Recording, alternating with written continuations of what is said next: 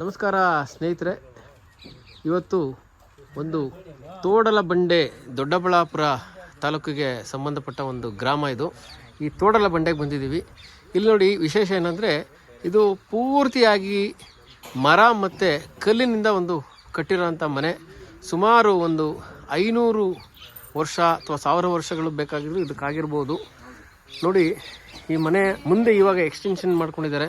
ಒಂದು ಸ್ವಲ್ಪ ಚಿಕ್ಕದಾದಂಥ ಒಂದು ಇದು ಮಾಡ್ಕೊಂಡಿದ್ದಾರೆ, ಮೇಕೆಯ ಶೆಡ್ ಮಾಡ್ಕೊಂಡಿದ್ದಾರೆ. ಅದು ಬಿಟ್ಟರೆ ನೋಡಿ, ಇದಕ್ಕೆಲ್ಲ ವೈಟಲ್ಲಿ ಸುಣ್ಣನ ಬೆಳೆದಿರೋಂಥ ಒಂದು ಕಾಣುತ್ತೆ. ಇದು ನೋಡಿ, ಇದು ಒಂದು ಅಡುಗೆ ಮನೆ. ಈ ಕಡೆ ಸೈಡಲ್ಲಿ ಒಂದು 2 ಹಸುಗಳನ್ನು, ಹಳ್ಳಿಕಾರ್ ಹಸುಗಳನ್ನು ಸಾಕೊಂಡಿದ್ದಾರೆ. ಅವು ಬುಸ್ ಅಂತ ಸೌಂಡ್ ಬಿಡ್ತಾ ಇದ್ದಾವೆ, ಏಕೆಂದರೆ ಅದಕ್ಕೆ ಬಯಕೆ ಬುಸ್ ಅಂತ ಬಿಡ್ತಾ ಇದೆ. ಇದು ಮನೆ ಒಳಗಡೆ ಎಂಟ್ರೆನ್ಸು. ಇಲ್ಲಿ ನೋಡಿ, ಇಲ್ಲೂ ಸಹ ಎಲ್ಲ ಮರಗಳನ್ನು ಬಳಸಿರೋದನ್ನು ಕಾಣ್ಬೋದು. ನೋಡಿ, ದೇವರ ಫೋಟೋಗಳನ್ನು ಇಟ್ಟಿದ್ದಾರೆ. ಇದೆಲ್ಲ ಮೇಕೆಗಳನ್ನು ಇಲ್ಲಿ ಸಾಕೊಂಡಿದ್ದಾರೆ. ಮನೆ ಒಳಗಡೆನೇ ಮೇಕೆಗಳನ್ನು ಸಾಕೊಂಡಿದ್ದಾರೆ. ಅದು ಬಿಟ್ಟರೆ ನೋಡಿ, ಹಳೆಯ ಕಾಲದ ಒಂದು ಮರದಲ್ಲಿ ಮಾಡಿದಂಥದ್ದು ಒಂದು ಹಂಡೆ ಇದು.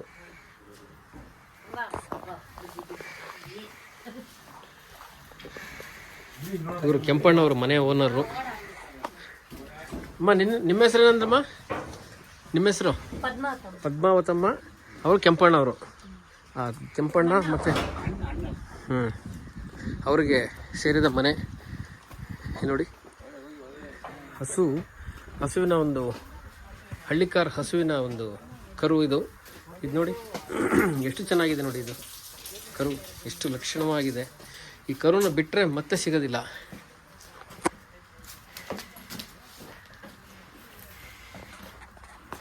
ಇದು ಅದರ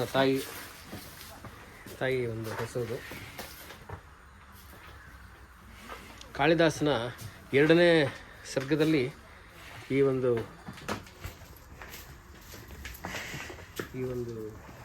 ಹಸುವಿನ ವರ್ಣನೆ ಮಾಡ್ತಾ, ಹಸುವಿನ ಕೊಂಬಿನ ಮಧ್ಯದಲ್ಲಿರುವಂಥ ಭಾಗನ ಅರ್ಥಸಿದ್ಧಿಯ ದ್ವಾರ, ಇದನ್ನು ಪೂಜೆ ಮಾಡ್ತಾರೆ. ದಿಲೀಪ ಮತ್ತು ಸುದಕ್ಷಿಣ ದಂಪತಿಗಳು ಇದನ್ನು ಪೂಜೆ ಮಾಡಿದಾಗ ಅವ್ರಿಗೆ ಮಕ್ಕಳಾಗುತ್ತೆ. ಇದನ್ನು ಅರ್ಥಸಿದ್ಧೇಹ ದ್ವಾರ ಅಂತ ಹೇಳ್ತಾನೆ. ಈ 2 ಶೃಂಗಗಳ ಮಧ್ಯದಲ್ಲಿ ಅಕ್ಷತೆ ಮತ್ತು ಕುಂಕುಮ ಇಟ್ಟು ಪೂಜೆ ಮಾಡ್ತಾ ಇರೋಂಥ ತಲೆತಲಾಂತರದಿಂದ ಒಂದು ಪದ್ಧತಿ ಇತ್ತು.